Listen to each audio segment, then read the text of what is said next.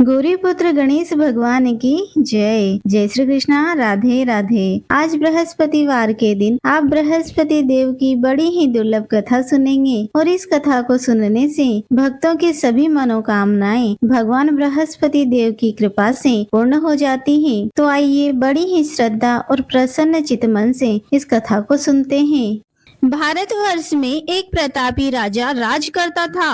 वह बड़ा ही प्रतापी और दानी था। वह प्रतिदिन मंदिर में दर्शन करने जाता, ब्राह्मण और गुरु की सेवा किया करता था। उसके द्वार से कोई भी व्यक्ति निराश होकर नहीं लौटता था तथा वह प्रत्येक गुरुवार को व्रत रखता एवं पूजन करता था। हर दिन गरीबों की सहायता करता था, परंतु यह सब बातें उसकी रानी को अच्छी नहीं लगती थी। वह ना तो व्रत करती और ना ही किसी को एक पैसा दान में देती थी और राजा को भी ऐसा करने से मना किया करती थी। एक समय की बात है, जब राजा शिकार खेलने को वन में गए थे और घर पर रानी और दासी थी। उसी समय गुरु बृहस्पति एक साधु का रूप धारण कर राजा के दरवाजे पर भिक्षा मांगने आए। रानी से भिक्षा मांगी तो वह कहने लगी, हे साधु महाराज, मैं इस दान और पुण्य से तंग आ गई हूँ। मेरे से घर का कार्य ही समाप्त नहीं होता है। इस कार्य के लिए तो मेरे पति देव ही बहुत हैं। अब आप इस प्रकार की कृपा करें कि मेरा सारा धन नष्ट हो जाए ताकि मैं आराम से रह सकूं।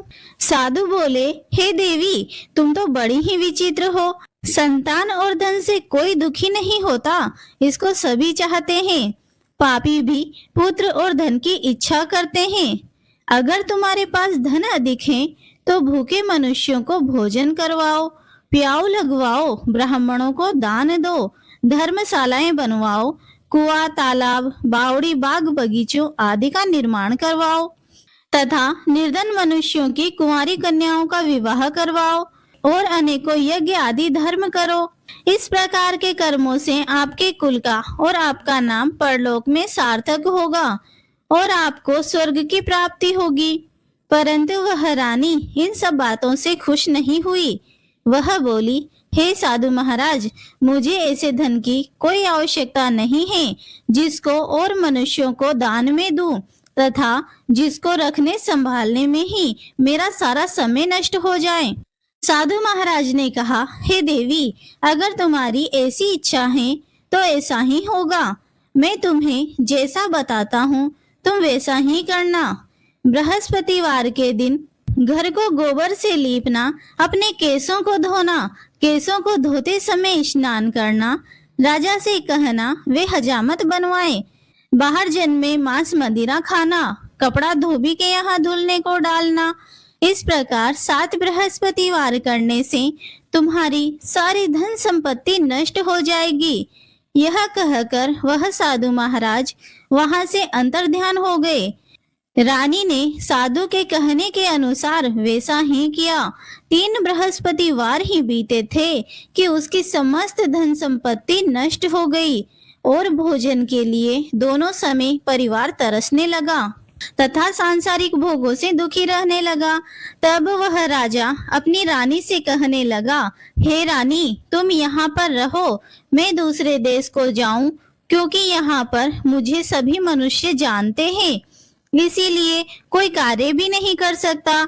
देश चोरी परदेश भिक्षा के बराबर है। ऐसा कहकर राजा परदेश चला गया। वहां जंगल में जाता, लकड़ी काट कर लाता और शहर में बेचता। इस तरह जीवन व्यतीत करने लगा। इधर राजा के बिना रानी और दासी दुखी रहने लगी। किसी दिन भोजन मिलता और किसी दिन जल पीकर ही रह जाती। एक समय रानी और दासी को 7 दिन बिना भोजन के व्यतीत हो गए। तो रानी ने अपनी दासी से कहा, हे दासी, यहाँ पास ही के नगर में मेरी बहन रहती है, वह बड़ी धनवान है, तो उसके पास जा और 5 सेर बेजर मांग कर ले आ, जिससे कुछ समय के लिए गुजर हो जाएगी। इस प्रकार रानी की आज्ञा मानकर दासी रानी की बहन के पास गई तो रानी की बहन उस समय पूजन कर रही थी, क्योंकि उस रोज बृहस्पतिवार का दिन था। जब दासी ने रानी की बहन को देखा तब उससे कहने लगी, मुझे तुम्हारी बहन ने भेजा है, मुझे 5 सेर बेजर दे दो। इस प्रकार दासी ने अनेक बार कहा, परंतु रानी ने उत्तर नहीं दिया, क्योंकि वह उस समय बृहस्पतिवार की कथा सुन रही थी। इस प्रकार जब दासी को किसी प्रकार का उत्तर नहीं मिला तो वह बहुत दुखी हुई और क्रोधवश लौटकर अपने गांव को आकर रानी के पास आकर बोली कि हे रानी, आपकी बहन तो बहुत धनी है, वह छोटे लोगों से बात नहीं करती, क्योंकि मैंने उनसे कहा तो उन्होंने कोई उत्तर ही नहीं दिया। मैं वापस चली आई। रानी बोली, हे दासी, इसमें उसका कोई दोष नहीं है। जब बुरे दिन आते हैं तब कोई सहारा नहीं देता। अच्छे बुरे का पता विपत्ति में ही लगता है। जो ईश्वर की इच्छा होगी वही होगा। यह सब हमारे भाग्य का दोष है। इधर उस रानी की बहन ने सोचा कि मेरी बहन की दासी आई थी, परंतु मैं उससे नहीं बोली, उससे वह बहुत दुखी हुई होगी। यह सोच कथा को सुन और विष्णु भगवान का पूजन समाप्त कर वह रानी अपनी बहन के घर चल दी और आकर अपनी बहन से कहने लगी, हे बहन, मैं बृहस्पतिवार का व्रत कर रही थी जब तुम्हारी दासी आई, परंतु जब तक कथा होती है तब तक ना तो उठते हैं और ना बोलते हैं, इसीलिए मैं ना बोली। कहो दासी, क्यों आई थी? रानी बोली, हे बहन, हमारे घर पर अनाज नहीं था। वैसे तो तुमसे कोई बात छुपी हुई नहीं है, इस कारण मैंने दासी को तुम्हारे पास 5 सेर बेजर के लिए भेजा था। रानी की बहन बोली, बृहस्पति भगवान सभी की मनोकामनाएं पूर्ण करते हैं। देखो, शायद तुम्हारे घर में अनाज रखा हो। इस प्रकार का वचन जब रानी ने सुना तो घर के अंदर गई। वहां उसे एक घड़ा बेजर से भरा मिल गया। तब वह रानी व बांदी बहुत ही खुश हुई। दासी कहने लगी, हे रानी, देखो, वैसे ही हमको भोजन नहीं मिलता तो हम रोज ही व्रत करते हैं। अगर इनसे व्रत की विधि और कथा पूछ लो तो हम भी किया करेंगे। रानी ने अपनी बहन से पूछा, हे बहन, बृहस्पतिवार का क्या नियम है? तब रानी की बहन ने बताया, बृहस्पतिवार के व्रत में चने की दाल और मुनक्का से भगवान विष्णु का केले की जड़ में पूजन करें तथा दीपक जलाएं, पीला भोजन करें तथा कथा सुने। इस प्रकार करने से गुरु भगवान प्रसन्न होते हैं, अन्न पुत्र धन देते हैं, मनोकामना पूरी करते हैं। इस प्रकार रानी और दासी दोनों ने निश्चय किया, दोनों बृहस्पति भगवान का पूजन जरूर करेंगे। 7 रोज बाद बृहस्पतिवार आया तो उन्होंने व्रत रखा। दासी गुड़साल में जाकर चना और गुड़ बीन लाई तथा उसके दाल से केले की जड़ का तथा विष्णु भगवान का पूजन किया। अब भोजन पीला कहाँ से आए? दोनों बड़ी दुखी हुई, परंतु उन्होंने व्रत किया तथा इस कारण गुरु भगवान प्रसन्न थे। 2 थालों में सुंदर पीला भोजन लेकर आए और दासी को देकर बोले, हे दासी, यह तुम्हारे और रानी के लिए भोजन है, तुम दोनों भोजन कर लेना। दासी भोजन पाकर बड़ी प्रसन्न हुई और रानी से बोली, चलो रानी, भोजन कर लो। रानी को इस विषय में कुछ पता नहीं था, इसीलिए वह दासी से बोली, तू ही भोजन कर, क्योंकि तू हमारी व्यर्थ में हंसी उड़ाती है। दासी बोली कि एक महात्मा भोजन दे गया है। रानी कहने लगी, वह भोजन तेरे लिए दे गया है, तू ही भोजन कर। दासी ने कहा, वह महात्मा हम दोनों को 2 थालों में भोजन दे गया है, इसीलिए हम और तुम दोनों ही साथ साथ भोजन करेंगे। इस प्रकार रानी और दासी ने गुरु भगवान को नमस्कार कर भोजन प्रारंभ किया तथा अब वे प्रत्येक बृहस्पतिवार को गुरु भगवान का व्रत और विष्णु भगवान का पूजन करने लगी। बृहस्पति भगवान की कृपा से रानी और दासी के पास धन हो गया। रानी फिर इसी प्रकार आलस्य करने लगी। तब दासी बोली, देखो रानी, तुम पहले भी इसी प्रकार आलस्य करती थी और तुम्हें धन रखने में कष्ट होता था, इस कारण से सभी धन नष्ट हो गया। अब गुरु भगवान की कृपा से हमें धन मिला है, हमें दान पुण्य करना चाहिए। दान में भूखे मनुष्यों को भोजन करवाओ, प्याव लगवाओ, ब्राह्मणों को दान दो। कुआं, तालाब, बावड़ी आदि का निर्माण करवाओ, मंदिर और पाठशालाएं बनवाकर दान दो, कुंवारी कन्याओं का विवाह करवाओ, धन को शुभ कार्यों में खर्च करो, जिससे तुम्हारे कुल का यश बढ़े तथा स्वर्ग प्राप्त हो और पितृ प्रसन्न हो। तब रानी ने इस प्रकार के कर्म करने प्रारंभ कर दिए तो काफी यश फैलने लगा। एक दिन रानी और दासी विचार करने लगी कि ना जाने हमारे महाराज किस दशा में होंगे, उनकी कोई खोज खबर नहीं है। गुरु भगवान से उन्होंने प्रार्थना की तो एक दिन भगवान ने रात्रि में राजा के स्वप्न में कहा कि हे राजन, उठ, तेरी रानी तुझको याद करती है, अपने देश को चला जा।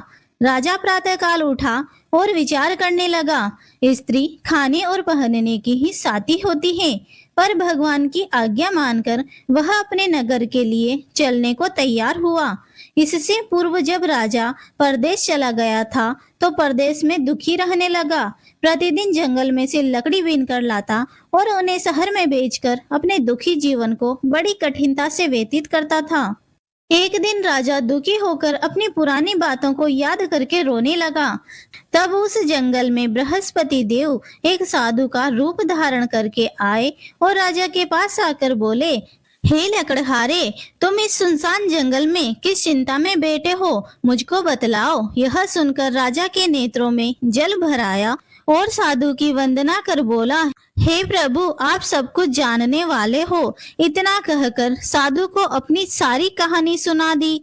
महात्मा दयालु होते हैं। वे राजा से बोले, हे राजन, तुम्हारी स्त्री ने बृहस्पति देव का अपमान किया था, जिस कारण तुम्हारी यह दशा हुई। अब तुम किसी प्रकार की चिंता मत करो, भगवान तुम्हें पहले से अधिक धन देगा। देखो, तुम्हारी स्त्री ने बृहस्पतिवार का व्रत प्रारंभ कर दिया है और तुम मेरा कहना मानकर बृहस्पतिवार का व्रत करके चने की दाल और गुड़ को जल के लोटे में डालकर केले का पूजन करो। फिर कथा कहो और सुनो, भगवान तुम्हारी सारी मनोकामनाओं को पूरा करेंगे। साधु को प्रसन्न देखकर राजा बोला, हे प्रभु, मुझे लकड़ी बेचकर इतना पैसा नहीं मिलता जिससे मैं भोजन करने के उपरांत कुछ बचा सकूं। मैंने रात्रि में अपनी रानी को व्याकुल देखा है, मेरे पास कुछ भी नहीं है जिससे उसकी खोज खबर मंगा सकूं, और फिर मैं बृहस्पति देव की कौन सी कथा कहूं यह भी मुझको मालूम नहीं है। साधु ने कहा, हे राजन, तुम किसी बात की चिंता मत करो। बृहस्पतिवार के दिन रोजाना की तरह लकड़ियां लेकर शहर को जाना, तुमको रोज से दुगना धन प्राप्त होगा, जिससे तुम भली भांति भोजन कर लोगे तथा बृहस्पति देव की पूजा का सामान भी आ जाएगा। बृहस्पतिवार की कहानी इस प्रकार से है। प्राचीन काल में एक ब्राह्मण था। वह बहुत ही निर्धन था। उसके कोई भी संतान नहीं थी। वह नित्य पूजा पाठ करता, परंतु उसकी स्त्री बहुत मलिनता के साथ रहती थी। वह न स्नान करती, न किसी देवता की पूजा करती। प्रातः काल उठते ही भोजन करती, बाद में कोई अन्य कार्य करती। इससे ब्राह्मण देवता बड़े दुखी थे। बेचारे बहुत कुछ कहते थे, किंतु उसका कोई परिणाम न निकलता। भगवान की कृपा से ब्राह्मण की स्त्री के कन्या रूपी रत्न पैदा हुई और वह कन्या अपने पिता के घर में बड़ी होने लगी। वह बालिका प्रातः स्नान करके विष्णु भगवान का जाप करने लगी, बृहस्पतिवार का व्रत करने लगी। अपने पूजा पाठ को समाप्त करके स्कूल जाती तो अपनी मुट्ठी में जौ भरकर ले जाती और पाठशाला जाने के मार्ग में डालती जाती। वह जो स्वर्ण के हो जाते तो लौटते समय उनको बीनकर घर ले आती थी। एक दिन वह बालिका सूप में सोने के जौ को फटककर साफ कर रही थी तो उसकी माँ ने देख लिया और कहा, हे बेटी, सोने के जौ को फटकने के लिए सोने का सूप होना चाहिए। दूसरे दिन बृहस्पतिवार था। इस कन्या ने व्रत रखा और बृहस्पति देव से प्रार्थना करके कहा, हे प्रभु, यदि मैंने आपकी पूजा सच्चे मन से की हो तो मेरे लिए सोने का सूप दे दो। बृहस्पति देव ने उसकी प्रार्थना स्वीकार कर ली। रोजाना की तरह वह कन्या जौ फैलाती हुई स्कूल को गई और जब लौटकर जौ बीन रही थी तो बृहस्पति देव की कृपा से रास्ते में सोने का सूप मिला। उसे वह ले आई और उससे जो साफ करने लगी, परंतु उसकी माँ का वही ढंग रहा।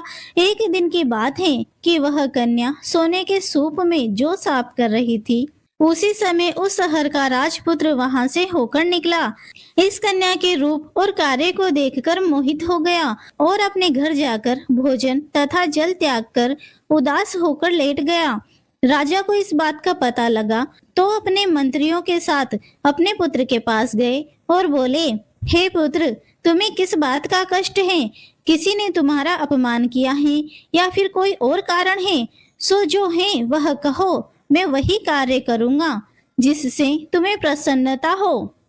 राजकुमार ने अपने पिता की बातें सुनी तो वह अपने पिता से बोला, हे पिताजी, आपकी कृपा से मुझे किसी बात का दुख नहीं है, ना ही किसी ने मेरा अपमान किया है, परंतु मैं उस लड़की के साथ विवाह करना चाहता हूँ जो सोने के सूप में जो साफ कर रही थी। यह सुनकर राजा आश्चर्य में पड़ गया और बोला, हे पुत्र, इस तरह की कन्या का पता तुम ही लगाओ, मैं उसके साथ तुम्हारा विवाह अवश्य करवा दूंगा। राजकुमार ने अपने पिता के वचन सुनने के पश्चात उस लड़की के घर का पता बतलाया। राजकुमार के बताए पते के अनुसार मंत्री उस लड़की के घर गए और ब्राह्मण कन्या का विवाह राजकुमार के साथ संपन्न हुआ। कन्या के घर से जाते ही पहले की भांति उस ब्राह्मण देवता के घर में गरीबी का निवास हो गया। अब भोजन के लिए भी अन्न बड़ी मुश्किल से मिलता था। एक दिन दुखी होकर ब्राह्मण देवता अपनी पुत्री के पास गए। बेटी ने अपने पिता की दुखी हालत को देखकर अपनी माँ का समाचार पूछा। तब ब्राह्मण ने सभी हाल कह सुनाया। कन्या ने बहुत साधन देकर अपने पिता को विदा किया। इस तरह ब्राह्मण का कुछ समय सुखपूर्वक व्यतीत हुआ। कुछ दिन के बाद फिर वही हाल हो गया। ब्राह्मण फिर अपनी कन्या के पास गया और सभी हाल कहा तो लड़की बोली, हे पिताजी, अब माताजी को यहाँ ले आइए, मैं उन्हें ये विधि बता दूंगी जिससे आपकी गरीबी दूर हो जाए। वह ब्राह्मण देवता अपनी स्त्री को साथ लेकर बेटी के घर पहुंचा तो पुत्री अपनी माँ को समझाने लगी, हे माँ, तुम प्रातः काल उठकर प्रथम स्नान आदि करके विष्णु भगवान का पूजन करो, सब दरिद्रता दूर हो जाएगी। परंतु उसकी माँ ने उसकी एक न सुनी, उसकी एक भी बात नहीं मानी और प्रातः काल उठकर अपनी पुत्री के बच्चों की झूठन को खा लेती थी। एक दिन उसकी पुत्री को बहुत क्रोध आ गया और रात को कोठरी से सारा सामान निकाल दिया और उसमें उसकी माँ को उसने बंद कर दिया। प्रातः काल उठकर उसमें से माँ को निकाला तथा स्नान आदि कराकर पूजा पाठ करवाया तो उसकी माँ की बुद्धि ठीक हो गई और फिर प्रत्येक बृहस्पतिवार का व्रत रखने लगी। इस व्रत के प्रभाव से उसकी माँ भी बहुत धनवान हो गई तथा पुत्रवती हो गई और बृहस्पति देव जी की कृपा से स्वर्ग को प्राप्त हो गई तथा वह ब्राह्मण भी सुख पूर्वक इस लोक से सुख को भोग कर स्वर्ग को प्राप्त हुए। इस तरह कहानी सुनाकर साधु देवता वहां से लोप हो गए। धीरे धीरे समय व्यतीत होने पर फिर बृहस्पतिवार का दिन आया तो राजा जंगल से लकड़ी काटकर किसी शहर में बेचने गया। उसे उस दिन और दिन की अपेक्षा अधिक धन मिला। राजा ने चना गुड़ आदि लाकर बृहस्पतिवार का व्रत किया। उस दिन से उसके सभी क्लेश दूर हुए। परंतु जब दोबारा बृहस्पतिवार आया तो वह व्रत करना ही भूल गया। इस कारण बृहस्पति भगवान नाराज हो गए। उसी दिन उस नगर के राजा ने विशाल यज्ञ का आयोजन किया तथा शहर में यह घोषणा करवाई कि कोई भी मनुष्य भोजन ना बनाए तथा आग भी ना जलाए। समस्त लोग मेरे यहाँ भोजन करने आए। इस आज्ञा को जो नहीं मानेगा उसे फांसी की सजा दे दी जाएगी। इस तरह की घोषणा संपूर्ण नगर में करवा दी गई। राजा की आज्ञा अनुसार नगर के सभी लोग भोजन करने गए, लेकिन लकड़हारा कुछ देर से पहुंचा, इसीलिए राजा उसको अपने साथ घर लिवा ले गए और ले जाकर भोजन करवा रहे थे तो रानी की दृष्टि उस खूंटी पर पड़ी जिस पर उसने अपना हार लटका रखा था। वह वहां दिखाई नहीं दिया तो रानी ने हार की चोरी के अपराध में लकड़हारे को सिपाही बुलवाकर जेल खाने में डलवा दिया। जब राजा जेल खाने में गया तो वह बहुत दुखी होकर विचार करने लगा कि न जाने कौन से पूर्व जन्म के कर्म हैं जिसके कारण मुझे ऐसा दुख प्राप्त हुआ है। फिर राजा उसी साधु महाराज को याद करने लगा जो उसे जंगल में मिला था उसी तत्काल बृहस्पति देव साधु के रूप में प्रकट हो गए और उसकी दशा को देखकर कहने लगे, अरे मूर्ख, बृहस्पति देवता की कथा नहीं की, इस कारण तुझे दुख प्राप्त हुआ। अब चिंता मत कर, बृहस्पतिवार के दिन जेल खाने के दरवाजे पर 4 पैसे पड़े मिलेंगे, उनसे तो बृहस्पति देव की पूजा करना, तेरे सभी कष्ट दूर हो जाएंगे। बृहस्पतिवार के दिन उसे 4 पैसे मिले। राजा ने उसी पैसे से व्रत और पूजन किया। उसी रात को जब राजा सो रहा था तो बृहस्पति देव ने राजा को स्वप्न में कहा, हे राजन, तुमने जिस आदमी को जेल खाने में हार की चोरी के अपराध में बंद कर रखा है वह निर्दोष है, वह राजा है, उसे छोड़ देना। रानी का हार उसी खूंटी पर टंगा हुआ है, अगर तू ऐसा नहीं करेगा तो मैं तेरे राज्य को नष्ट कर दूंगा। राजा प्रातःकाल उठा तो रानी का हार खूंटी पर टका देखकर लकड़हारे को बुलाकर क्षमा मांगी तथा राजा को योग्य सुंदर वस्त्र आभूषण देकर विदा किया। गुरुदेव की आज्ञा पाकर राजा अपने नगर को चल दिया। राजा जब नगर के निकट पहुंचा तो उसे बड़ा ही आश्चर्य हुआ। नगर में पहले से अधिक बाग, तालाब, कुएं, मंदिर तथा बहुत सी धर्मशालाएं आदि बनी हुई थी। राजा ने पूछा, यह सब किसके हैं? तो नगर के सब लोग कहने लगे कि यह सब रानी और दासी के हैं। तो राजा को आश्चर्य हुआ और गुस्सा भी आया। जब रानी ने खबर सुनी कि राजा आ रहे हैं तो उसने दासी से कहा, हे दासी, राजा हमको कितनी बुरी हालत में छोड़ गए थे, वह हमारी यह हालत देखकर लौट ना जाए, इसीलिए तो दरवाजे पर खड़ी हो जा। रानी की आज्ञा अनुसार दासी दरवाजे पर खड़ी हो गई। राजा आए तो उन्हें अपने साथ लिवा लाई। तब राजा ने क्रोध करके अपनी तलवार निकाली और पूछने लगा, यह बताओ कि यह धन तुम्हें कैसे प्राप्त हुआ? तब रानी ने कहा कि यह धन हमें बृहस्पति देव की कृपा से प्राप्त हुआ है। राजा ने निश्चय किया कि 7 रोज बाद तो सभी बृहस्पति देव का पूजन करते हैं, परंतु मैं रोजाना दिन में 3 बार कहानी कहा करूंगा और रोज व्रत किया करूंगा। अब हर समय राजा के दुपट्टे में चने की दाल बनी रहती तथा दिन में 3 बार कहानी कहता। एक रोज राजा ने विचार किया कि चलो अपनी बहन के यहाँ हो आए। इस तरह निश्चय कर राजा घोड़े पर सवार होकर अपनी बहन के यहाँ चलने लगा। मार्ग में उसने देखा कि कुछ आदमी मुर्दे को लिए जा रहे हैं। उन्हें रोककर राजा कहने लगा, अरे भाइयों, मेरे बृहस्पतिवार की कथा सुन लो। वे बोले, लो, हमारा तो आदमी मर गया है और इसको इसकी कथा की पड़ी है। परंतु कुछ आदमी बोले, अच्छा कहो, हम तुम्हारी कथा भी सुनेंगे। राजा ने दाल निकाली और जब कथा आदि हुई कि मुर्दा हिलने लगा और जब कथा समाप्त हुई कि राम राम करके वह मनुष्य उठ खड़ा हुआ। आगे मार्ग में उसे एक किसान खेत में हल चलाते हुए मिला। राजा ने उसे देखा और उससे बोला, अरे भैया, तुम मेरे बृहस्पतिवार की कथा सुन लो। किसान बोला, जब तक मैं तुम्हारी कथा सुनूंगा तब तक 4 हरैया खेत जोत लूंगा। जा अपनी कथा किसी और को सुनाना। इस तरह राजा आगे चलने लगा। राजा के हटते ही बैल पछाड़ खाकर गिर गए तथा किसान के पेट में जोर से दर्द होने लगा। उसी समय उसकी माँ रोटी लेकर आई। उसने यह सब देखा और अपने बेटे से सब हाल पूछा और बेटे ने सब हाल कह दिया। बुढ़िया दौड़ी दौड़ी राजा के पास गई और उससे बोली, मैं तेरी कथा सुनूंगी, पर तू मेरे खेत पर चलकर कह। राजा ने बुढ़िया के खेत पर जाकर कथा कही, जिसके सुनते ही वह बैल खड़े हो गए और किसान के पेट का दर्द भी ठीक हो गया। राजा अपने बहन के घर पहुंचा। बहन ने भाई की खूब मेहमानी की। दूसरे रोज प्रातःकाल राजा जगा तो वह देखने लगा कि सब लोग भोजन कर रहे हैं। राजा ने अपनी बहन से कहा कि ऐसा कोई मनुष्य है जिसने भोजन नहीं किया हो तो मेरी बृहस्पतिवार की कथा सुन ले। बहन बोली, हे भैया, यह देश ऐसा ही है। पहले यहाँ लोग भोजन करते हैं, बाद में कोई अन्य कार्य करते हैं। अगर कोई पड़ोस में हो तो देख आऊं।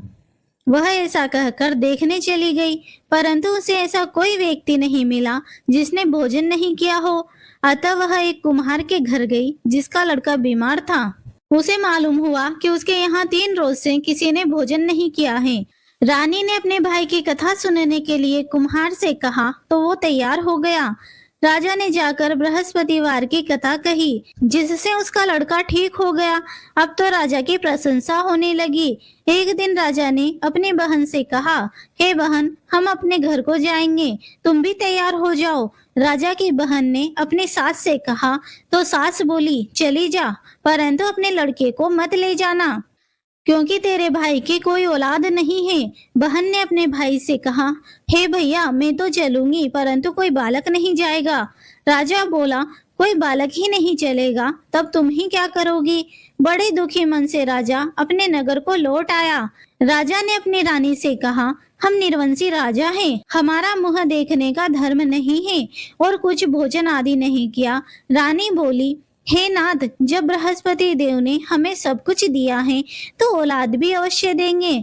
उसी रात बृहस्पति देव ने राजा को स्वप्न में कहा, हे राजन, उठ, सभी सोच को त्याग दे, तेरी रानी गर्भ से है।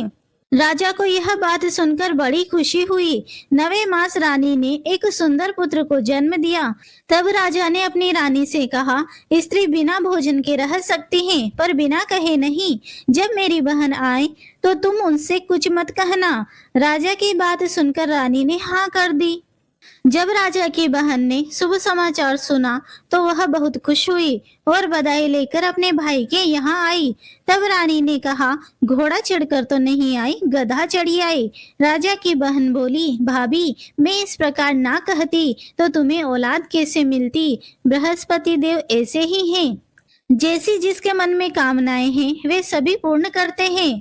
जो सद्भावना पूर्वक बृहस्पतिवार का व्रत करता है, यम कथा पढ़ता है या दूसरों को सुनाता है, बृहस्पति देव उसकी सभी मनोकामनाएं पूर्ण करते हैं। जैसी सच्ची भावना से राजा और रानी ने बृहस्पति देव की कथा का गुणगान किया तो उनकी सभी इच्छाओं को बृहस्पति देव जी ने पूरा किया।